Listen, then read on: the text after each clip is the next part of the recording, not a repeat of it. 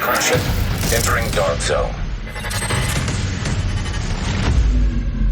Hey guys, Jacob here. This is going to be a video on how to get to 100% hazard protection. The reason I'm making this video is due to the fact the foundry rate is right around the corner, and it looks like we're going to be dealing with a lot of hazardous material like fire and distorant resistance, stuff like that we're going to need.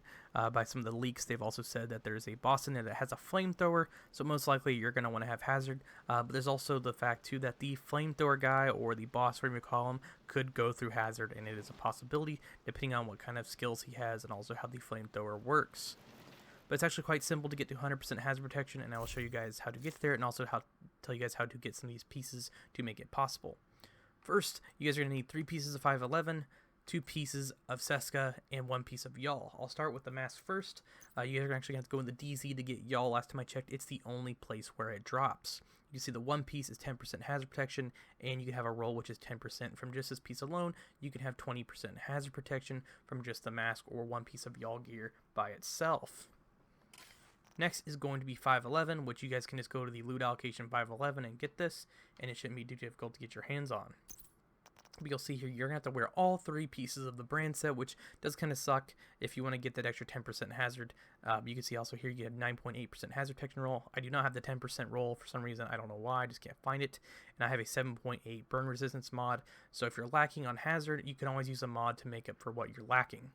So if you're lacking on more bleed, you can put a bleed resistance. If you want more disrupt resistance, stuff like that, or shock resistance, you can always use one of these mods, or you even can use incoming repairs or protection from elites. But you can see you have disrupt, armor on kill, and you have stuff like burn resistance as well, which you can find, which this is a 9.1%, so which makes you go all the way up. So if you have a 10% burn resistance, you essentially can have way more burn resistance. So if you're lacking on hazard, you can do that. But overall, you guys can put 10% hazard on each one of these pieces. That way you're getting the max out of this brand set. Also, you can have the blues change to red, so you're getting a more damage output, but also still have the hazard as well. Next is going to be the Seska brand set, which is the new brand set that's been added to Warlords New York. You can see 10% crit chance and 10% hazard protection. I have a 10% hazard protection roll on here. So you guys know this is not really a true build. This is more of an example build. You guys can just pretty much make it however you want. So if you don't even want to use these pieces, you can always flip them to something else. You can see here you get hazard and hazard from the attribute, so that's 20%, and you have had it in the holster, you're going to get another 10%, so that's 30, so you get 10 from the brand set bonus for 2 piece, you'll get the 10 for the roll, and 10% on the roll for the holster as well. The next thing is going to be your shade level. When you go to your shade level, if you guys max out your hazard all the way, you'll get 10% right from there, so you can have 10% just on your character. So if you're using an all red build, and you have this maxed out, you'll still have 10% hazard protection. Next, I'll go into the stats so you guys can see real quick if you guys are curious. This is a 99.8 hazard protection, just to the fact I am like 2% off from being at max. But if you guys have 10% on everything, you're pretty much good to go, and you have those brand sets, you'll have 100% hazard. Also, like I said, you can always flip pieces if you want to change them up a little bit. You can always use blue mods on your mask, vest, or backpack.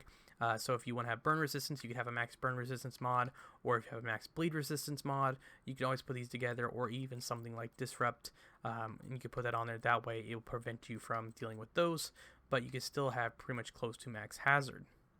But overall, it's pretty simple how to get to that.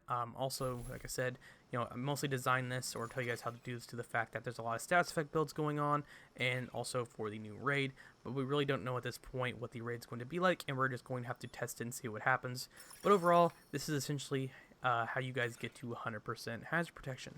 But that's about it, guys. Thank you all for watching. Make sure you subscribe for more Division 2 content, and I'll catch you guys all later. BT!